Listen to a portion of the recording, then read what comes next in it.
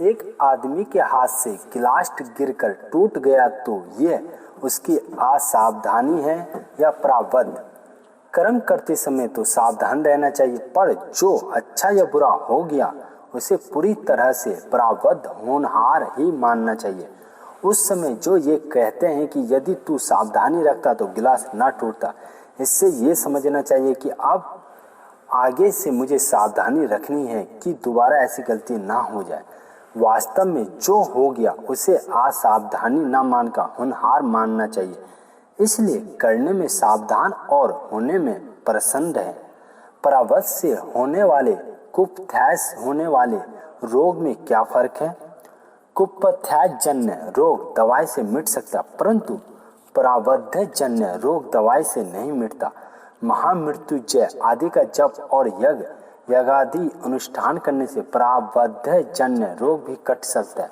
अगर अनुष्ठान प्रबल हो तो रोग के दो प्रकार हैं, आदि मतलब मानसिक रोग और व्याधि मतलब शारीरिक रोग। आदि के भी दो भेद हैं, एक तो शोक चिंता आदि और दूसरा पागलपन। चिंता शोक आदि तो अज्ञान से होते हैं और पागलपन परावध से होता है। अतः ज्ञान होने पर चिंता शोक तो मिट जाते हैं, पर परावध के अनुसार पागलपन हो सकता है। हाँ, पागलपन होने पर भी ज्ञानी के द्वारा कोई अनुचित शास्त्रीय निषिद्ध क्रिया नहीं होती। तथा आकस्मिक मृत्यु और अकाल मृत्यु में क्या फर्क है? कोई व्यक्ति सांप काटने से मर जाए, अचानक ऊपर से गिरकर मर जाए, पानी में डूबकर मर जाए या हार्ट फेल होने से मर जाए, किसी दुर्घटना आदि से मर जाए तो ये उसकी आकस्मिक मृत्यु है। स्वभाव की मृत्यु की तरह आकस्मिक मृत्यु भी प्रारब्ध के अनुसार आयु पूरी होने पर होती है। कोई व्यक्ति जानकर आत्महत्या कर ले, अर्थात फांसी लगाकर कुएं में कूदकर, गाड़ी के नीचे आकर, छत से कूदकर, जहर खाकर, शरीर में आग लगाकर मर जाए तो ये उसकी अकाल मृत्यु है। ये मृत्यु आयु के रहते हुए ही होती है। आत्महत्या करने वालों की मनुष्य की हत्या का पाप लगता है, अतः यह नया पाप कर्म है, प्रारब्ध नहीं। मनुष्य शरीर परमात्मा प्राप्ति के लिए ही मिला है, अतः उसको आत्महत्या करके नष्ट करना बड़ा भारी पाप है। कई बार आत्महत्या करने की चेष्टा करने पर भी मनुष्य बच जाता, मरता नहीं है। इसका कारण यह है कि उसका दूसरे मनुष्य के प्रारब्ध के साथ संबंध जुड़ा हुआ रहता है, अतः उसके प्रारब्ध के कारण वह बच जाता है। जैसे भविष्य में किसी का पुत्र होने वाला और वह आत्महत्या करने का प्रयास करे तो उस आगे आने वाले लड़के का प्रारब्ध उसको मरने नहीं देगा। अगर उस व्यक्ति के द्वारा भविष्य में कोई विशेष अच्छा काम होने वाला हो, लोगों का उपकार होने वाला हो, अथवा इसी जन्म में इसी शरीर में प्रारब्ध का कोई उत्कट भोग सुख दुख आने वाला हो, तो आत्महत्या का प्रयास करने पर भी वह मरेगा नहीं।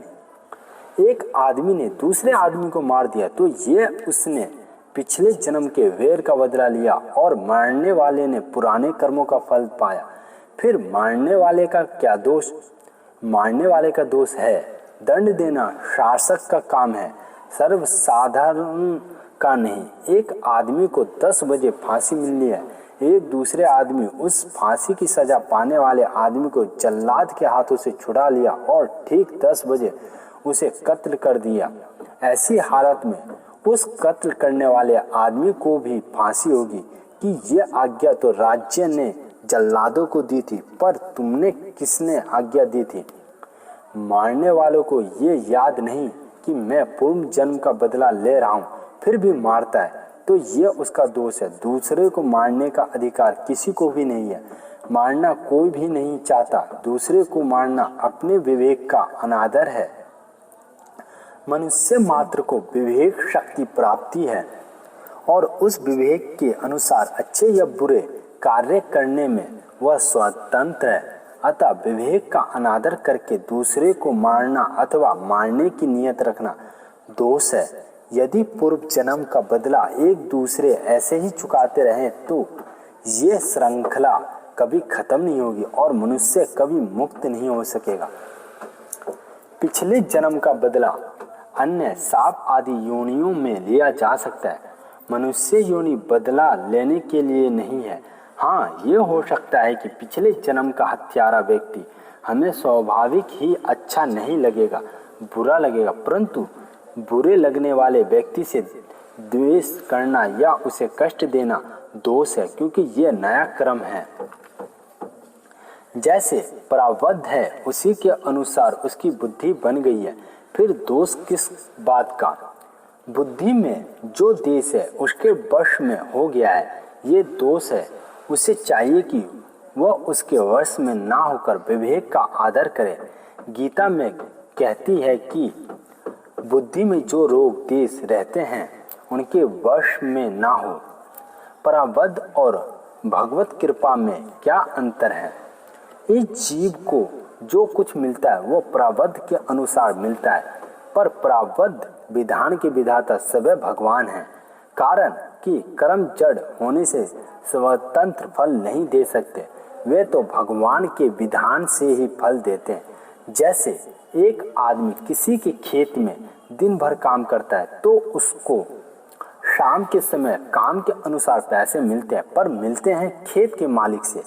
पैसे तो काम करने ही मिलते हैं, बिना काम किए पैसे मिलते हैं क्या?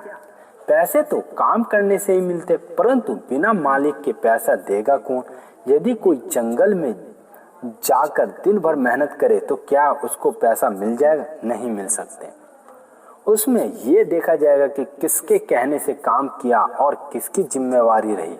अगर कोई नौकर काम को बड़ी तत्परता, चतुरता और उत्साह से करता है, पर करता है केवल मालिक की प्रसन्नता के लिए, तो मालिक उसको मजदूरी से अधिक पैसे भी दे देता है और तत्परता आदि गुणों को देकर उसको अपने खेत का हिस्सेदार भी बना देता है। ऐसे ही भगवान मनुष्य के उसके कर्म के अनुसार फल देता है। अगर कोई मनुष्य भगवान की आज्ञा के अनुसार उन्हीं की प्रसन्नता के लिए सब कार्य करता है, उसे भगवान की दूसरों की अपेक्षा अधिक ही देते हैं। परंतु जो भगवान के सर्वथा समर्पित होकर सब कार्य करता है, उस भक्ति के भगवान भी भक्त बन जाते हैं। संसार में कोई भी नौकर को अपना मालिक नहीं बनाता, परंतु भगवान शरणागत भक्तों को अपना मालिक बना लेता है। ऐसी उदारता केवल प्रभु में ही है। ऐसे प्रभु के चरणों की शरण ना होकर जो मनुष्य प्राकृत उत्पत्ति विनाशशील पदार्थों के पराधीन रहते हैं, उनकी बुद्धि सर्वथा ही भ्रष्ट हो चुकी है। वे इस बातों को समझ नहीं सकते कि हमारे सामने प्रत्यक्ष उत्पन्न और नष्ट होने वाले पदार्थ हमें कहाँ तक सहारा दे सकते हैं। तो मित्रों, मैंने आपको कर्म रहस्य के बारे में जो भी कथा तथा गुणों के बारे में बताया, जहाँ तक मुझे लगता है आपको ये कहानी अच्छी लगी होगी और हमें इनसे सीख लेनी चाहिए। तो मित्रों, इस कहानी के सहयोगी मेरे मित्र अनुज हैं, जिसके द्वारा मैं आपको कर्म के रहस्य के बारे में बता रहा हूँ।